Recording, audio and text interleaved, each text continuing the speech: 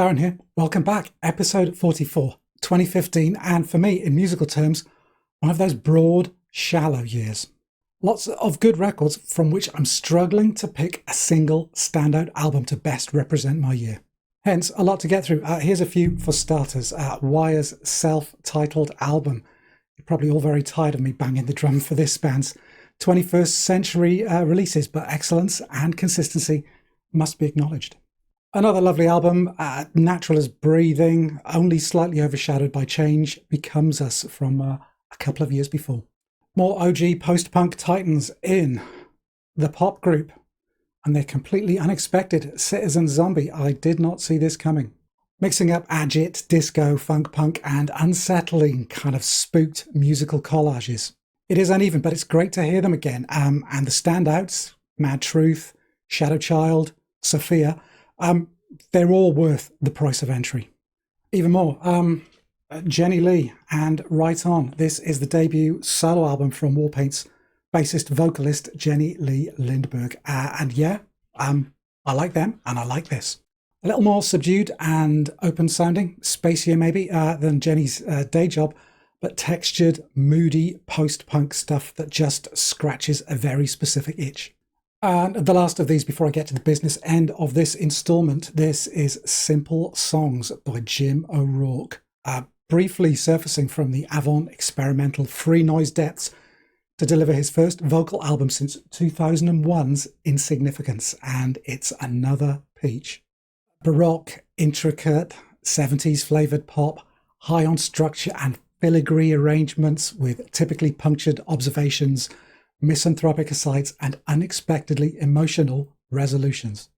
It's quite lovely, and for the sound heads out there, a very distinctive production and mix, open, uncompressed, heavy on the mid-range, light on the bass, the antithesis of 21st century studio orthodoxy, and all the more pleasant for it.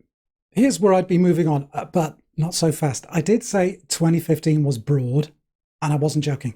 I have 3 more contenders here, which, try as I might, I couldn't properly separate. So for the first time in this series, I sought help.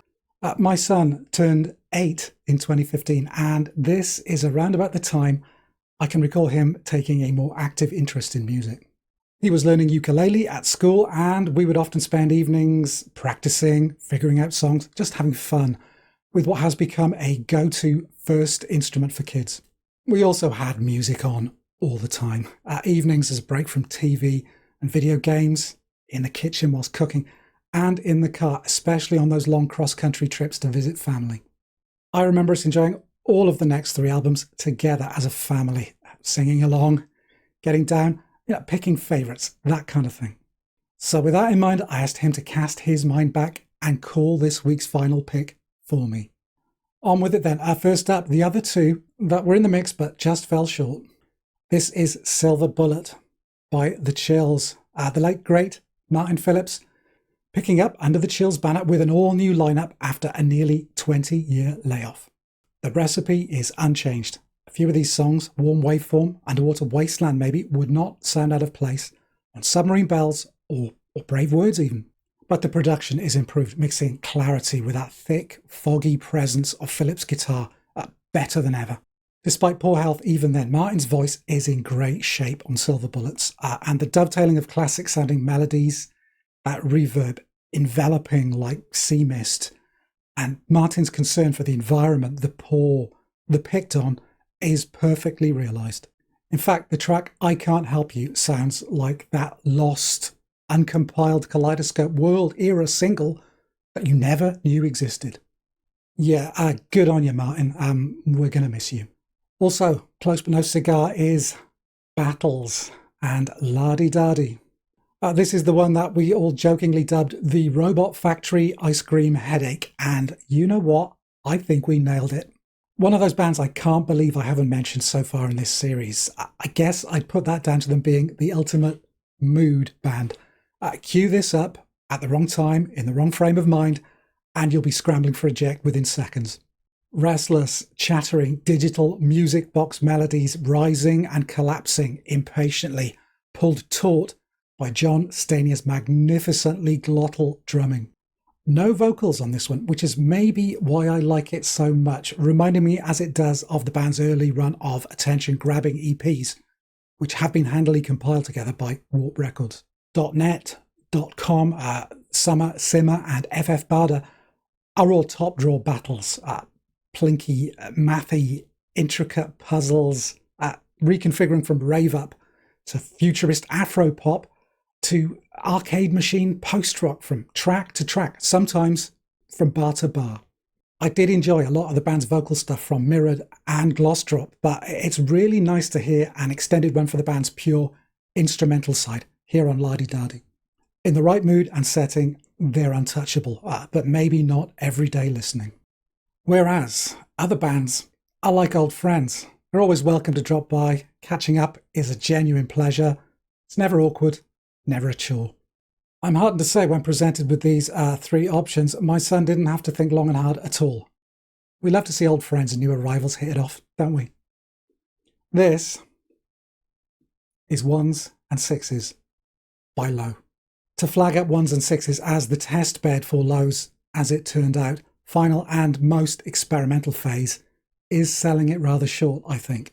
Because something sitting on the cusp of a creative leap as daring as they would take a few years later is inevitably going to leave some listeners reaching for the hard stuff, ditching the training wheels, going up to 11, which is a real shame as this album is home to some wonderful songs. Alan and Mimi's voices remain on the whole untouched, but the colder, starker, more aggressive electronic treatments of beats and guitars make themselves felt on Ones and Sixes. If there's any sonic precedent in the Low back catalogue, it's 2007's Drums and Guns, Low's angriest and most despairing record to that point. But Ones and Sixes is less about rage and more, it feels, about trying to make sense of things. There are questions. What part of me? There's confusion, no comprende, Spanish translation. There's outright frustration in Lies. And there's a search for answers in DJ. Maybe 20 years into the band, it was time to take stock, look around at how far they'd come, parenthood, a mental breakdown, all those records, before pushing on to the next thing. Alan and Mimi were notoriously reticent about opening up too much about the origins of the songs, the lyrics, what they mean. And in a partnership that touched on every element of their lives, who can blame them? Maybe What Part of Me should be the final word on this. Alan and Mimi sing, what part of me don't you know? What part of me don't you own? It sounds like an acceptance of everything that they are when they're together. What more is there to know? This is who we are. There are so many lovely sonic twists knitted throughout the fabric of the record. The pumping and sucking sidechain compression, pulling opener gentle into a subtly distorted finale. The cuts and fades choking off the feedback that threatens to overwhelm Spanish translation. The granular stutters of Alan's guitar beneath Mimi's gorgeous vocal on Into You.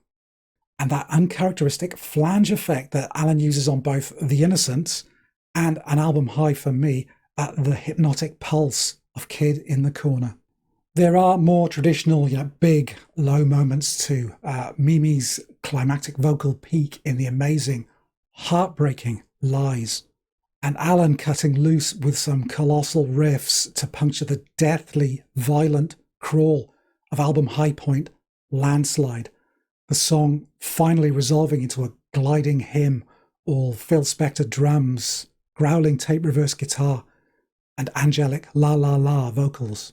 Yeah, it's very easy to get blasé about bands in the middle of these questioning phases of their existence, poised between the familiarity of who they are, or they were, and that instinct to sweep the pieces from the board and just start over from scratch.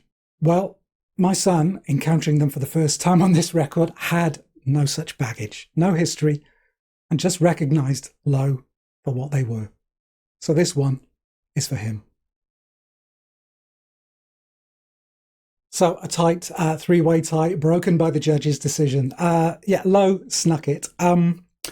What do you think about this Low album, Ones and Sixes? It's one of those kind of in-between albums, I think, in their back catalogue that it's all too easy to overlook. And also, yeah, let me know what your choice for 2015 might be. Here we are, the end of the video. Thanks very much for watching and for sticking with this one. You have subscribed already, haven't you? Yeah, I thought so.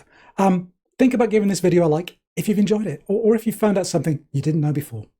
There you go. I'm done for today. Please do take care of yourselves, and I hope to see you back here again very soon. Bye for now.